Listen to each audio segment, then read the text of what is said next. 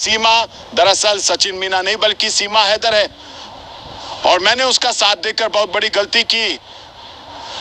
28 मार्च को सीमा ने जो बच्चा देने का दोस्तों एपी सिंह उर्फ रामू काका उर्फ दग्गड़ दल्ला, जो कि बदनाम जमाना एक सुप्रीम कोर्ट ऑफ हिंदुस्तान का वकील है, जो सीमा के साथ अवैध संबंध में मुलव्विस पाया गया और सबूत भी आ चुके हैं।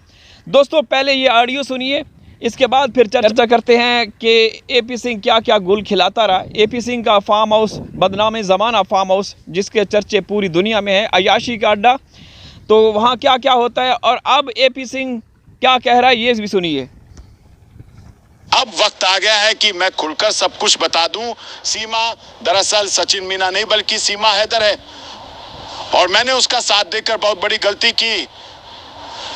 28 मार्च को सीमा ने जो बच्चा देने का नाटक किया वह मेरी योजना का हिस्सा था। हकीकत यह है कि वह बच्चा सचिन का नहीं था बल्कि मेरे करीबी दोस्त मनोज मस्ताना की बेटी का था। मनोज की बेटी जो एक आदमी के साथ अवैध और गलत रिश्ते में भाग गई थी। मैं इस रिश्ते के परिणाम स्वरूप एक बच्चे को जन्म दिया था। वही बच्चा सीमा को दिया गया ताकि वह दोस्तों ये जो सुअर की औलाद है, ये पूरा गैंग, क्या ये समाज के अंदर, हिंदुस्तानी समाज के अंदर सही काम कर रहे हैं? इनका कोई एक सही काम आप दिखा दें जो एपी सिंह जी कहते हैं। एपी सिंह का नाम आए और हमारे जूते ना तैयार हो जाते हैं। ये ठा ठा ठा ठा, ठीक है।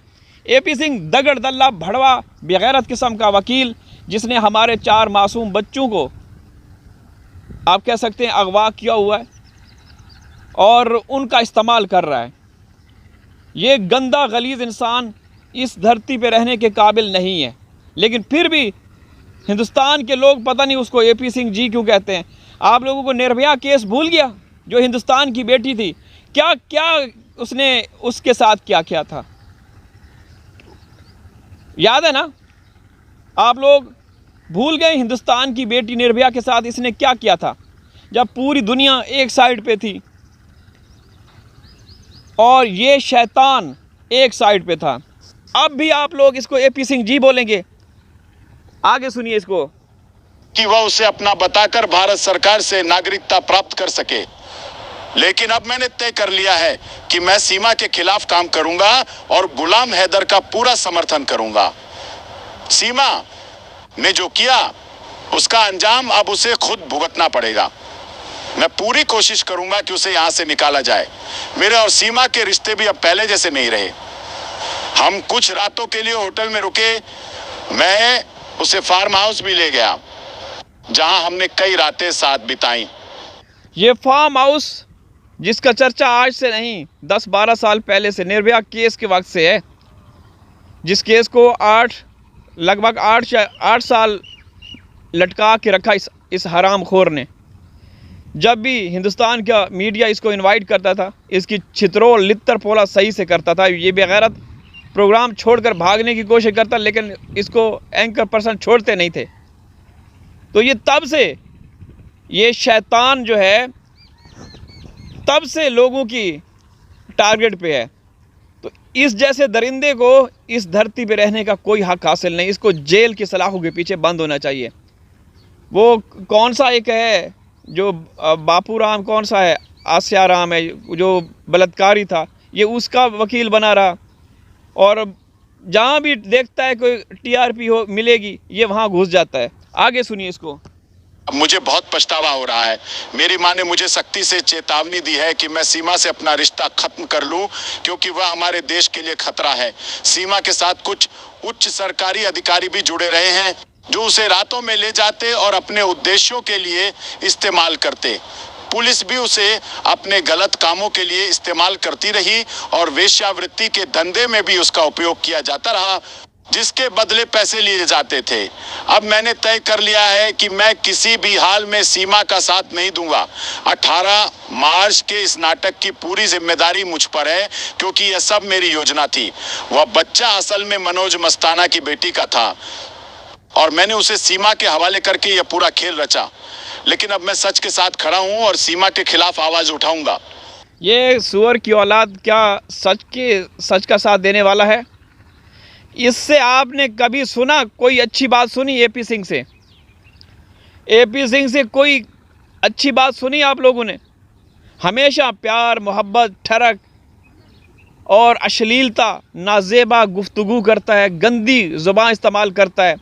कोई कानून का पता नहीं। ये वकील, इसने वकालत की जो डिग्री है कहाँ से हासिल की इसने? ये लाइसेंस इसने पता नहीं कहाँ से हासिल किया, किस कानून के कॉलेज से, यूनिवर्सिटी से इसने हासिल किया होगा। मुझे नहीं लगता कि ये किसी कॉलेज में पढ़ा होगा।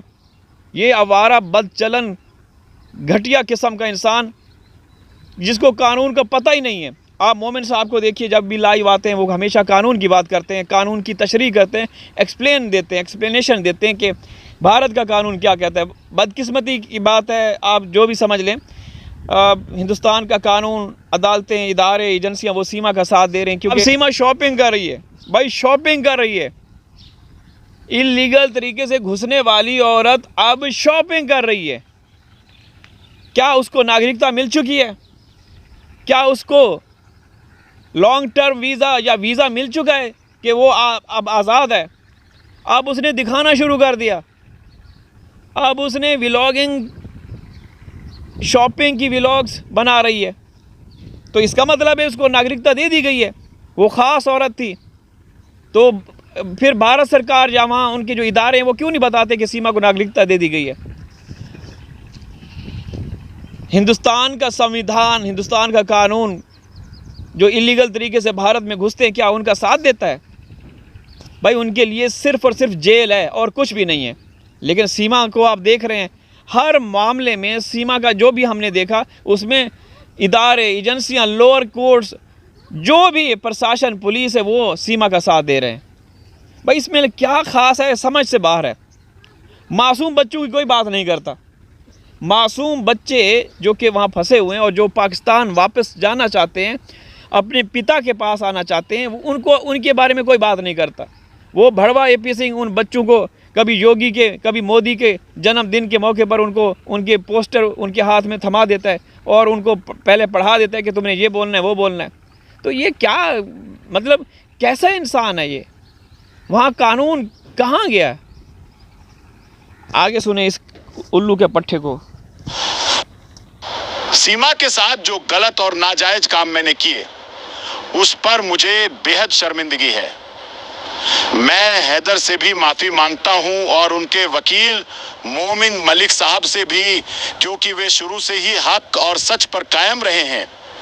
मैं निर्भया केस के समय से ही भारतीयों की नजरों में था, लेकिन अब मुझे एहसास हो चुका है कि मैं एक बहुत गलत इंसान था। मुझे यह भी एहसास हो गया है कि मेरी जिंदगी किसी भी वक्त खत्म हो सकती है, क्योंकि मैं अंदरूनी तौर पर काफी बीमार हूं। लेकिन जो सीमा के साथ किया उस पर आज मुझे गहरा पछतावा है।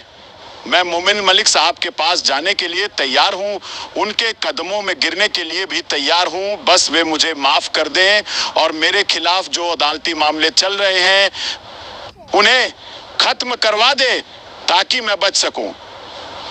अब मैंने मलिक का साथ दूंगा और चाहता हूं कि सीमा भारत से निकलकर पाकिस्तान डिपोर्ट हो जाए। सीमा के साथ मैंने ही नहीं बल्कि कई मंत्रियों, सलाहकारों और नेताओं ने भी नाजायज काम किए जो कि हमारे धर्म में बिल्कुल गलत हैं। ये भड़वा जो भी बोल रहा है, इसकी ऑडियोज काफ़ी पहले वायरल हुई, तो ये झूठ का पलंदा, झूठ का गोदाम, घटिया, कमज़ार और कमीना इंसान है। इस पे कोई भरोसा नहीं किया जा सकता। ये ऑफ कैमरा भी हो तो साजिशें बनाता रहता है, साजिशों में लगा रहता है, कोई ना कोई प्लानिंग करता रहता है। हमारे मासूम बच्चों का इस्तेमाल करके उनके ज़रिए से रोज़ी रोटी कमा रहा है। तो ऐसे लोगों को जेल की सलाखों के पीछे होना चाहिए। और मैं कहता हूं कि इसका अगर इसका सही से जांच की जाए ना, तो पता नहीं कितनी सीमाएं और निकलेंगी इसके चुंगल से। इजाज़त चाहता हूं, हाज़िर होऊंगा किसी और वीडियो में। तब तक अल्लाह हाफ़िज़।